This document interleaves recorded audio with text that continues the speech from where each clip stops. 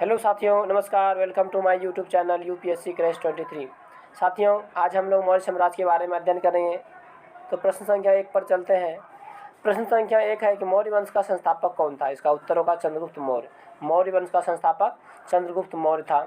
बहुत सारे बौद्ध ग्रंथ, जैसे बौद्ध ग्रंथ एवं जैन ग्रंथों में मौर्यों को क्षत्रिय बताया गया है, जबकि ब्राह्मण ग्रंथ इन्हें शूद्र बताते हैं। और यूनानी लेखकों के अनुसार मौर्य को साधारण कुल से संबंधित किया जाता है। प्रश्न संख्या 2 है कि चंद्रगुप्त मौर्य का जन्म कब हुआ था। इसका उत्तर होगा 345 ईसा पूर्व में। चंद्रगुप्त मौर्य का जन्म 345 ईसा पूर्व में हुआ था।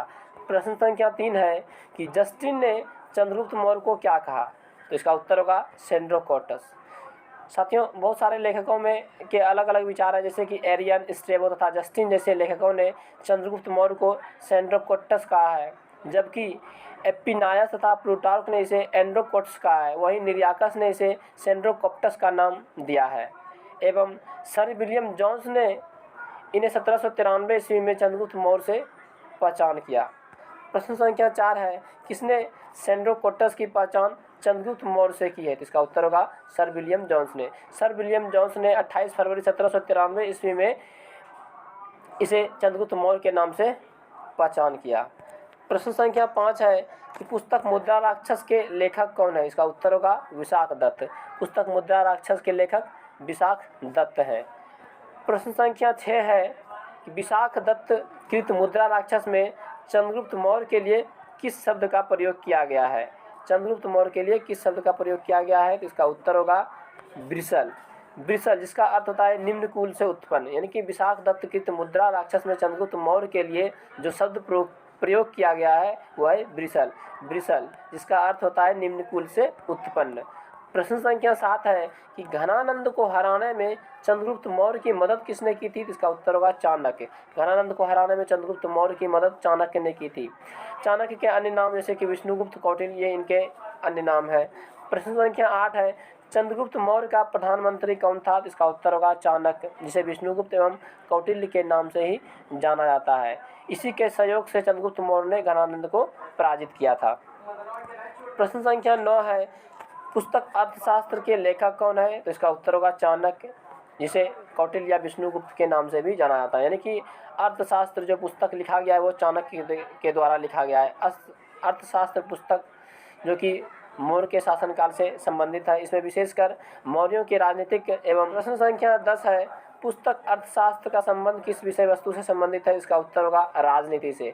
पुस्तक अर्थशास्त्र का संबंध राजनीति से संबंधित है।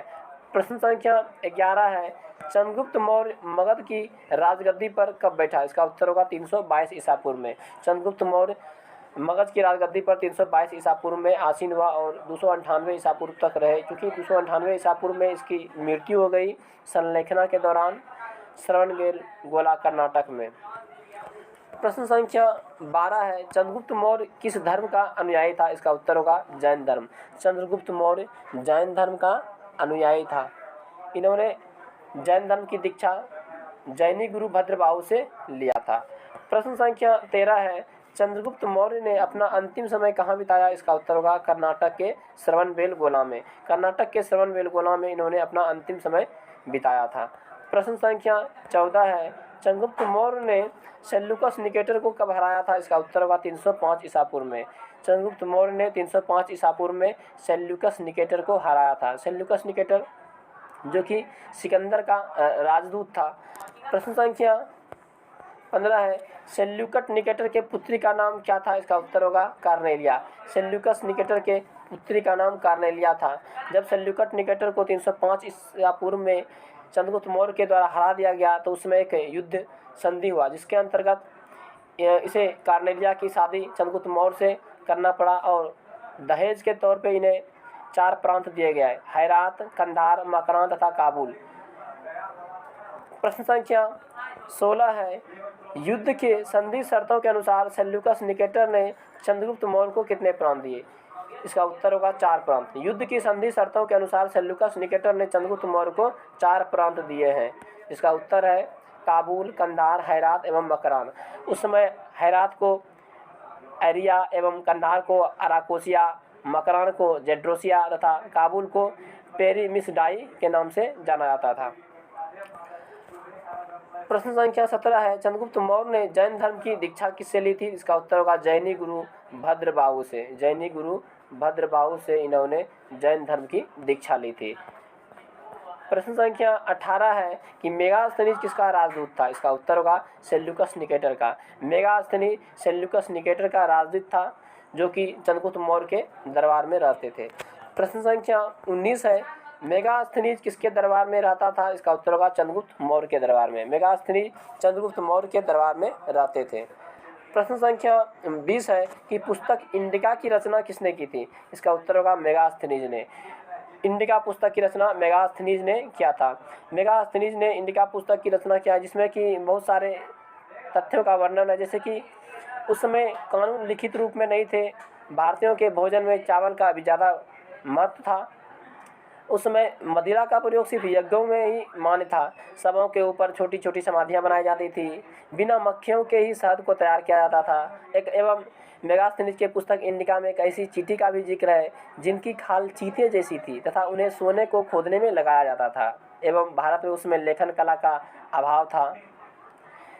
प्रश्न संख्या 21 है कि चंद्रगुप्त मौर्य और सेल्यूकस के बीच हुए युद्ध का वर्णन किसने किया है? यानी चंद्रगुप्त मौर्य और सेल्यूकस के बीच जो युद्ध हुआ था उसका वर्णन किसके द्वारा किया गया था? तो इसका उत्तर होगा एप्पियानस के द्वारा वर्णन किया गया था। प्रश्न संख्या 22 है, किस लेखक के अनुसार चंद्रगुप्त मौर्य ने सेल्यूकस को 500 हाथी उपहार में दिए थे? इसका उत्तर होगा प्लूटार्क के अनुसार चंद्रगुप्त मौर्य ने सेल्यूकस को 500 हाथी उपहार में दिए थे।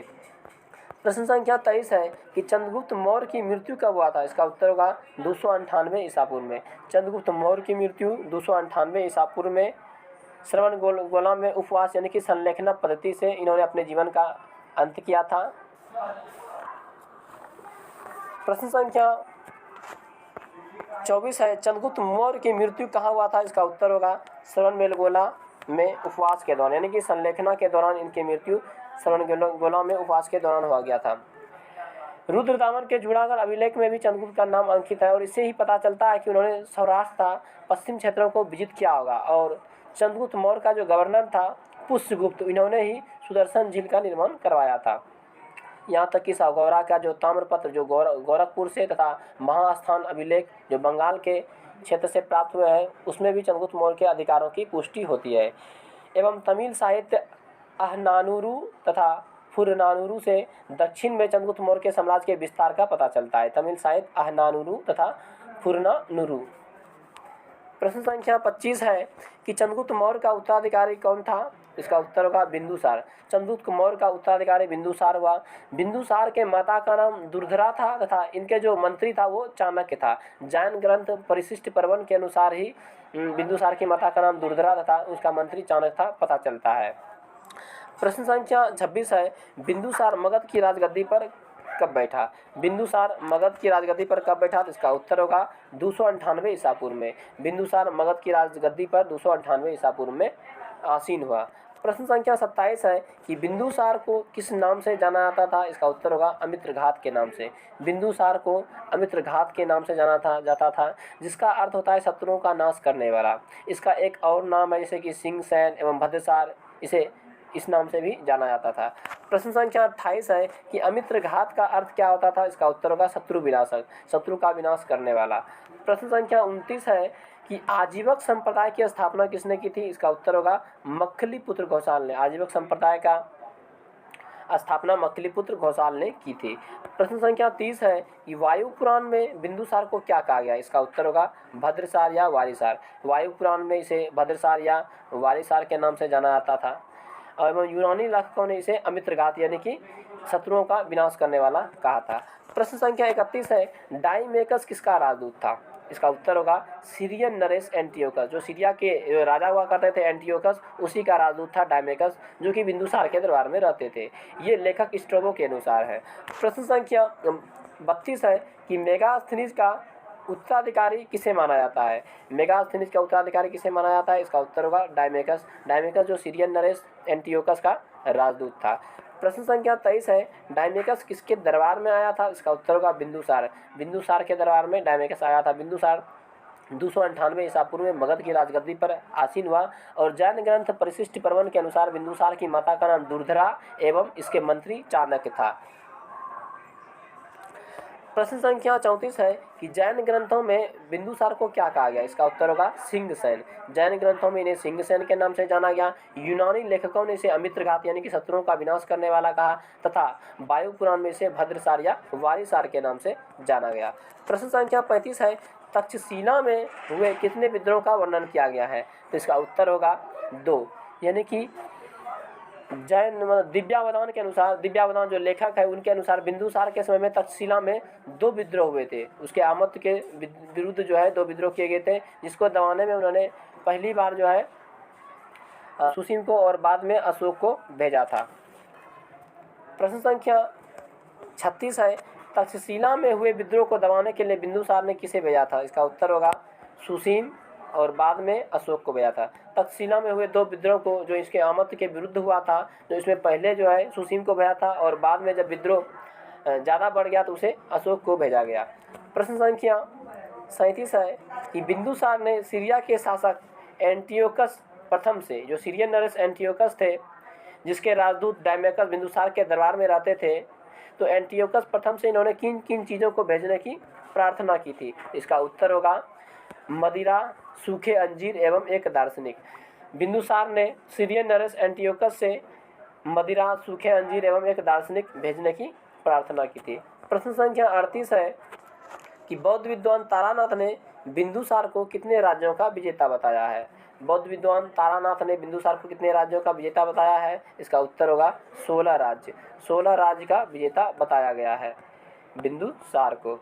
प्रश्न संख्या 39 है कि बिंदुसार के सभा में 500 सदस्यों वाले मंत्री परिषद का प्रधान कौन था? बिंदुसार के सभा में 500 सदस्यों वाला एक मंत्री परिषद हुआ करता था जिसका प्रधान खल्लाटक था। प्रश्न संख्या 40 है बिंदुसार का उत्तराधिकारी कौन हुआ? इसका उत्तर होगा अशोक। बिंदुसार का उत्तराधिकारी अशोक हुआ। प्रश्न संख्या 41 है कि अशोक मगध की राजगद्दी पर कब बैठा? इसका उत्तर होगा 269 ईसा पूर्व में। अशोक मगध की राजगद्दी पर 269 ईसा पूर्व में बैठा। प्रश्न संख्या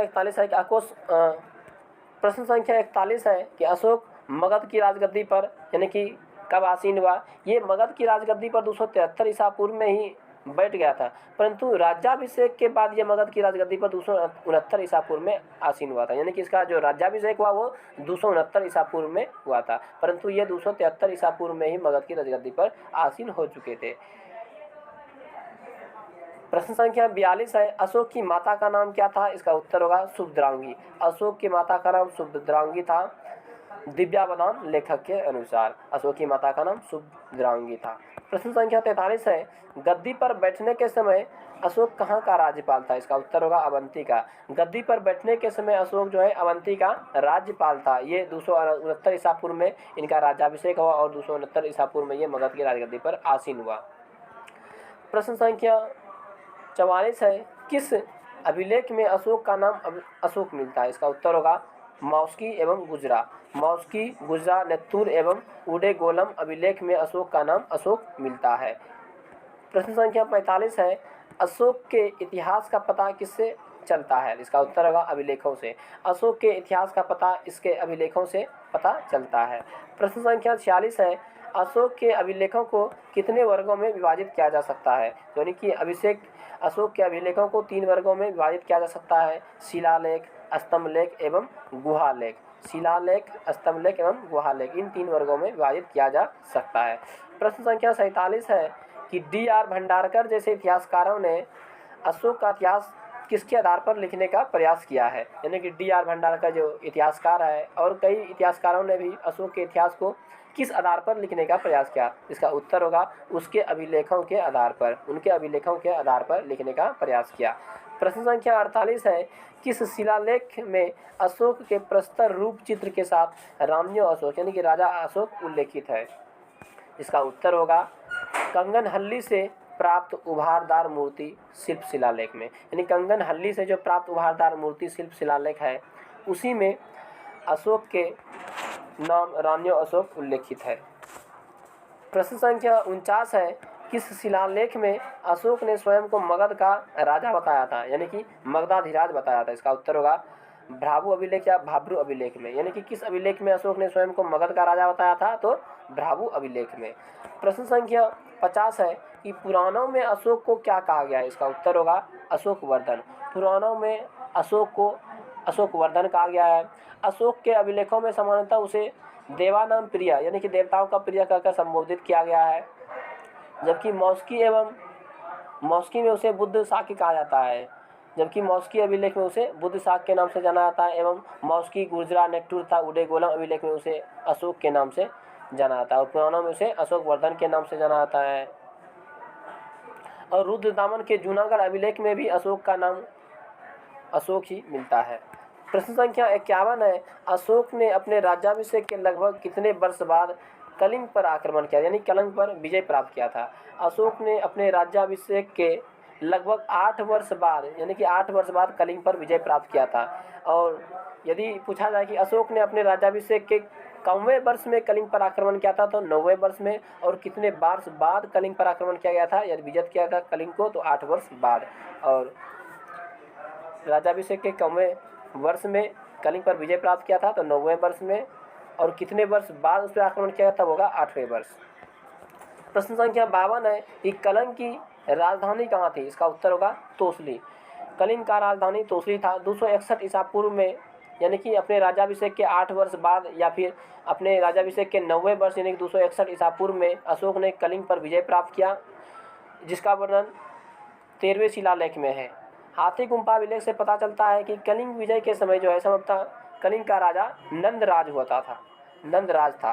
प्रश्न संख्या 53 है, कलिंग युद्ध का वर्णन किस शिलालेख में है? इसका उत्तर होगा 13वें शिलालेख के। अशोक के 13वें शिलालेख में कलिंग युद्ध का वर्णन है, जो कि 261 ईसा पूर्व में हुआ था।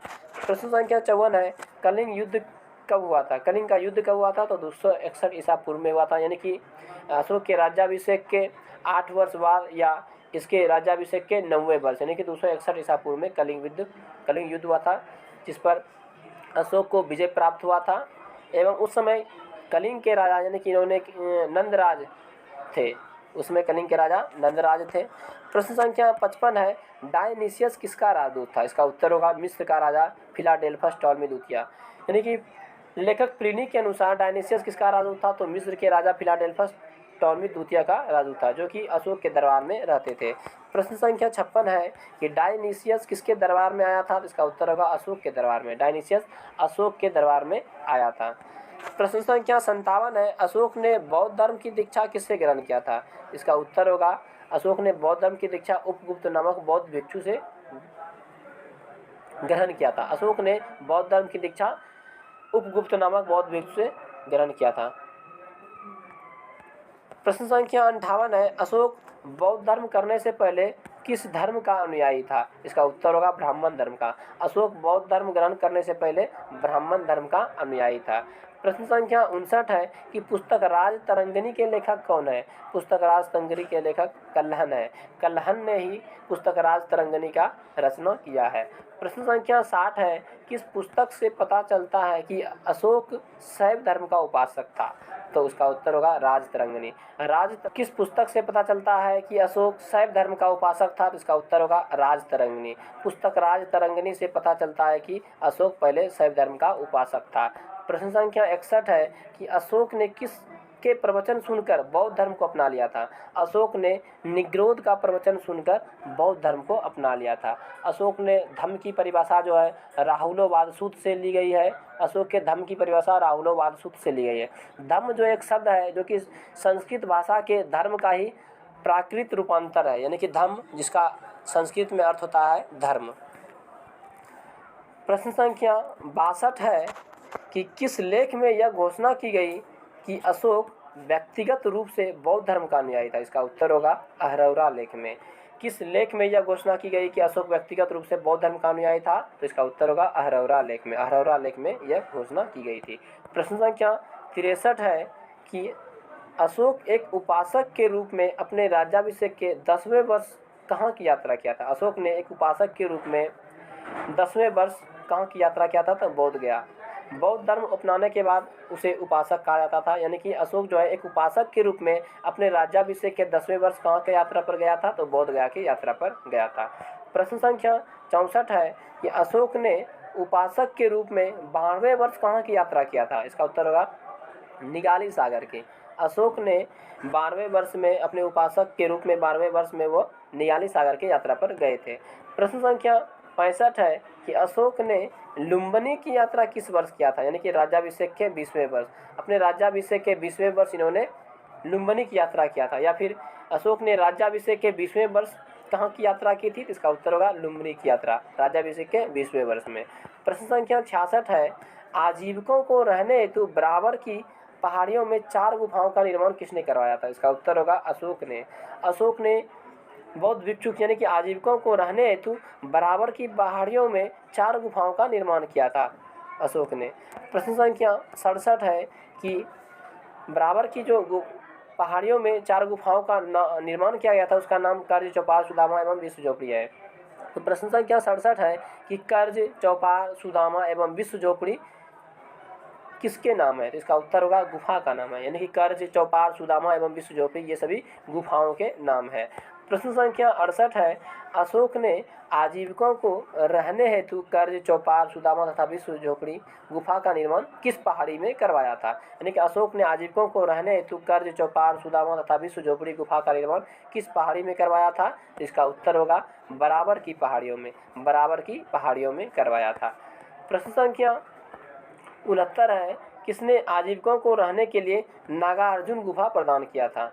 यानी कि आजीविकों को रहने के लिए नागार्जुन की गुफा प्रदान किया गया था किसके द्वारा, तो इसका उत्तर होगा अशोक के पौत्र दशरथ ने। अशोक के पौत्र जो थे पोता दशरथ, उन्होंने ही आजीविकों को रहने के लिए नागार्जुन की गुफा प्रदान की थी। प्रश्न संख्या 70 है कि अशोक के किस स्तंभ लेख में आजीविकों का उल्लेख किया गया है। यानी कि अशोक के किस स्तंभ लेख में आजीविकाओं का उल्लेख किया गया है, तो इसका उत्तर होगा 7वें स्तंभ लेख में। अशोक के 7वें स्तंभ लेख में आजीविकाओं का उल्लेख किया गया है। प्रश्न संख्या 71 है अशोक के किस स्तंभ लेख में महामात्रों को आजीविकाओं के हितों का ध्यान रखने के लिए कहा गया है, इसका उत्तर होगा 7वां स्तंभ लेख में। अशोक के 7वें स्तंभ लेख में आजीविकाओं का वर्णन है तथा महामात्रों को आजीविकाओं के हितों का ध्यान रखने के लिए कहा गया है अशोक के 7वें स्तंभ लेख में। प्रश्न संख्या 72 है कि अशोक ने बौद्ध धर्म के प्रचार के लिए श्रीलंका किसे भेजा था, इसका उत्तर होगा अपने पुत्र महेंद्र एवं पुत्री संघमित्रा को। अशोक ने बौद्ध धर्म के प्रचार के लिए बहुत सारे धर्म प्रचारक को अन्य अन्य देश भेजे थे।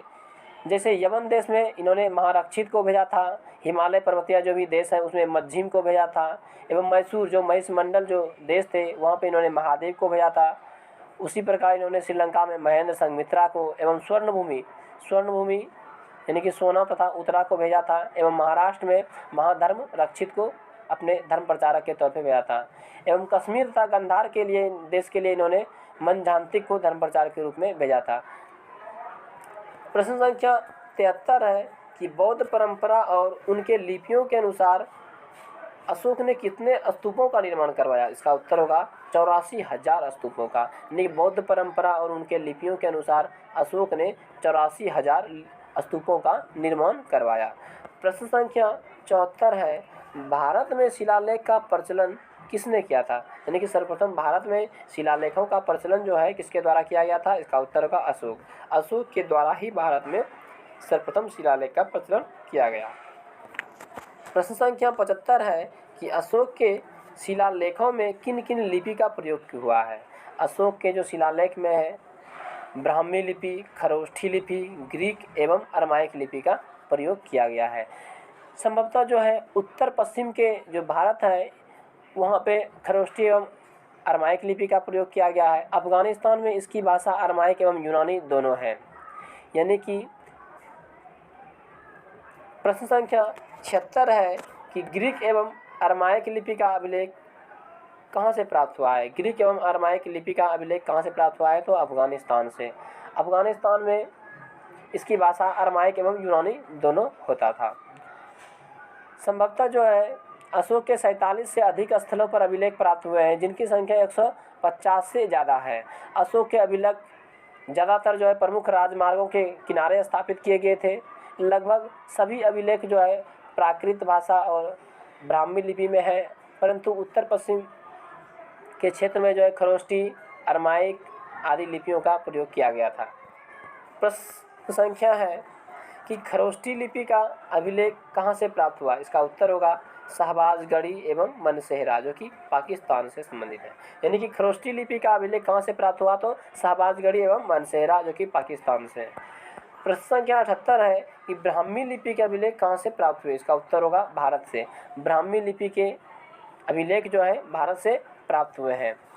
तक्षशिला में लगमान काबुल अभिलेख जो है अरमाइक लिपि में है, एवं सार-ए-कुना जो कि कंधार में प्राप्त हुआ है, ये अभिलेख जो द्विभाषी है, यानी कि ये द्विभाषी अभिलेख है, जो कि द्विभाषा में यानी कि अरमाइक एवं यूनानी दोनों भाषाओं में लिखा गया था।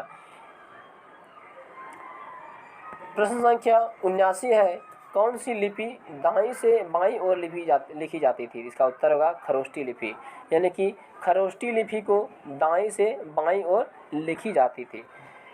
प्रश्न संख्या 80 है, अशोक के शिलालेख की खोज कब हुआ था? इसका उत्तर होगा 1750 ईस्वी में।